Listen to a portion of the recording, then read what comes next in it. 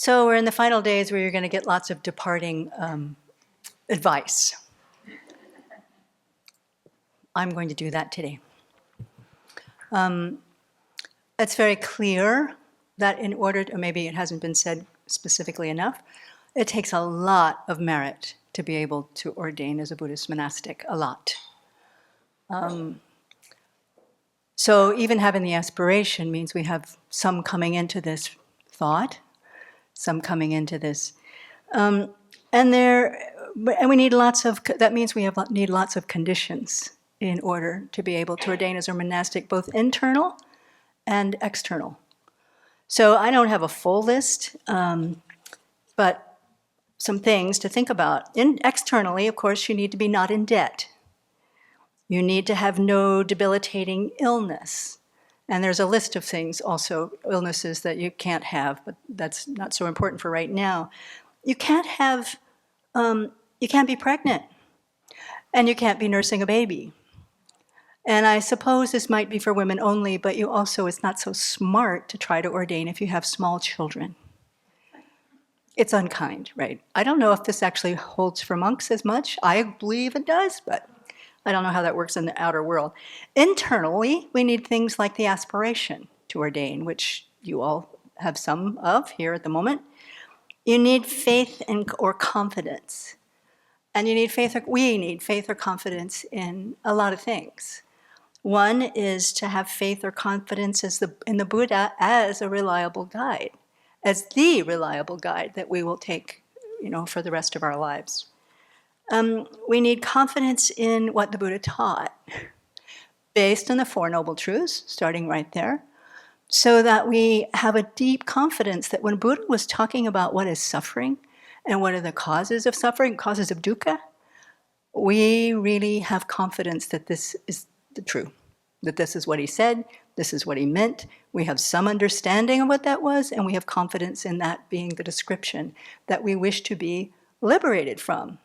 So that we also have confidence in that the Buddha said we can be liberated, this is how we can be liberated, and to have some confidence that we can do this. We need the self-confidence to trust the Buddha enough to follow the path and then get the result, right?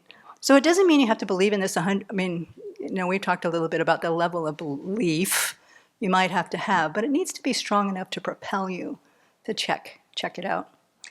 And so when I was contemplating and tormenting, I interviewed every single nun I met, mostly here at the Abbey is where I met them. And if I had met geshe monks that were not geshis, I probably would have interviewed them too. But we only saw people who were really high teachers, and that wouldn't have been a question for me to ask. What's your story? But I did ask, what's your story, from a lot of nuns. And I wanted to share a couple of stories about this today. One was, this story has touched me a lot.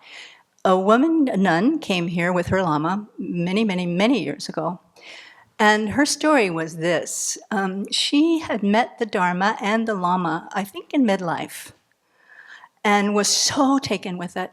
She wanted to ordain. She knew from almost the moment, in my memory, that the moment she met him and met the Dharma, she wanted to be a nun. That was just all she wanted.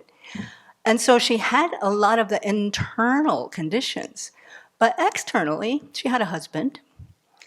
No, we can work with that. But she also had 5 children. 5 at home. This was heartbreaking for her. Of course she loved her family, she wanted to serve her family, and she was just ripped apart by not being able to follow this monastic aspiration that was so hot in her, right?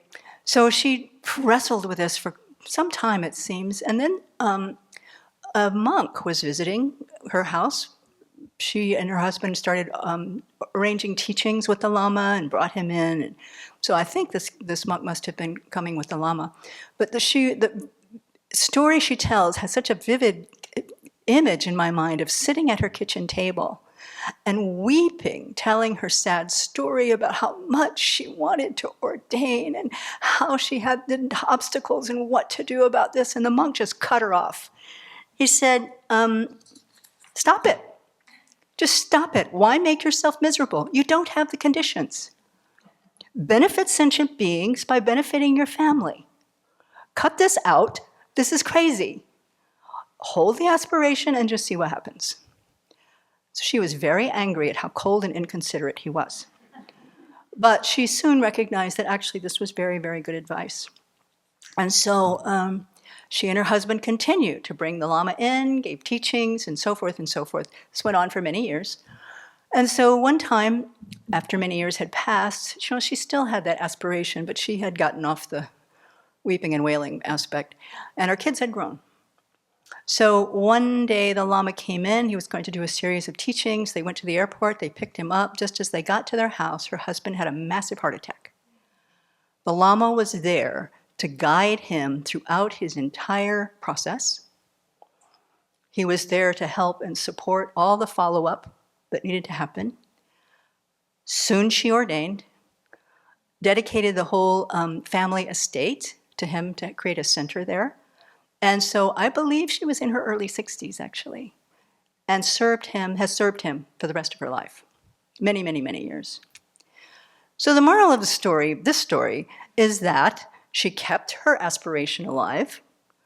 She made a lot of merit continuing in her life. She was creating internal conditions. She was creating external conditions and creating the space where people came, so forth and so forth. And when the external conditions were all together in a most beautiful way, this aspiration was fulfilled for this life. So there's a don't give up. Don't get hysterical about it and cry, especially if there's a monk at your table, but unless you need the advice. But it's a beautiful story to me. The second story is from Venerable Tian Cheng, who actually had influenced my thinking a lot. But I interviewed her too, and she was a little bit older than normal for a Taiwanese nun when she decided to ordain. She had had a career, and she too was a little bit torn about what was the best thing to do. So she had a lot of faith in Kuan Yin.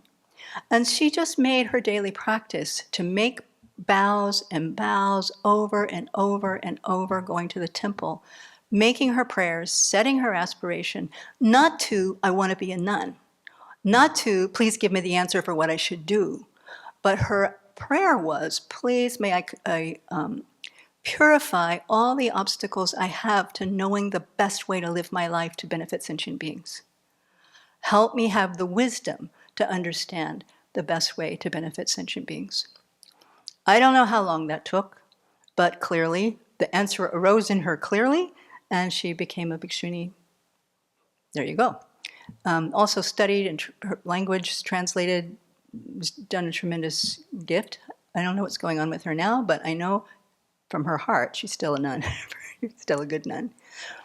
So I took that on as a practice myself, not with Kuan Yin, but making my daily 35 Buddha practice that same aspiration. May I have, may I be able to purify all the obstacles to having a clear mind, all the obstacles to knowing the best way to benefit sentient beings, everything internal and external that needs to be taken care of, so that I know clearly how I can be of benefit.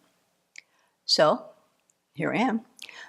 It's not like, sometimes I hear Christians talk about, well, God told me so and so and so and so. It's not that at all. But and I don't want to suggest that if you make prayers, you're going to hear some voice go, I think you should be a monastic. That's not going to happen. Maybe it will, actually. I don't know. I can't predict anything. But it is a dependently arising phenomena, and we have the capacity to continue to create the causes, to work on the external conditions, and most importantly, to clear up the obstacles internally to know how to go forward with this. So I recommend interviewing people, really. If you learn by stories, if you learn by other people's mistakes, it's a super way to get information and save yourself a little bit. And also, of course, come back to the Abbey as many times as you can. You know the ways to create merit. The thing is to just nourish, nurture, no matter what the reaction is around the world, is to really cherish this interest. It's so rare and special to even have the thought.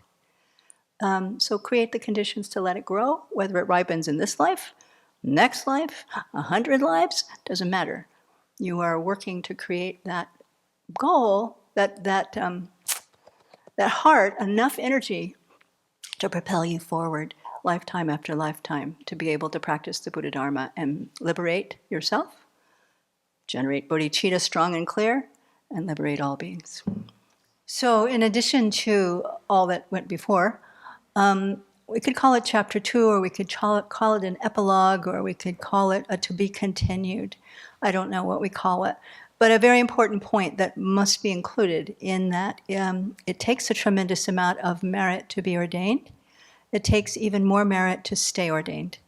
And that's something that we can't think about after we're ordained. It won't work. So it's also something that we very strongly need to be aware of going forward, that, an ordination happens in a single day. Has been said that it is easy to get ordained and it is not easy to keep it. But we've spent 2.5 weeks more now seeing that maybe it's not that easy to be ordained. Still, in order to keep it for over 50 years, as our 2 most senior nuns here have done that, tremendous merit. We don't stop creating merit. And we also need to keep, being aware of both the internal and the external conditions that continued the flow. So when making decisions about, I think Venerable Children said on one of the first days, there's I'm going to be ordained. And then the next day, we better know what the next day means. And it was helpful to think about making the decisions about what the next day after that, and the day after that, and the day after that. Not that we are directing or we can always predict where or what we're doing, but to know that this is a precious thing that we are going to hold for the rest of our life and for all future lives. So make that a part of the prostrations if you're going to do it. Start now. Start early.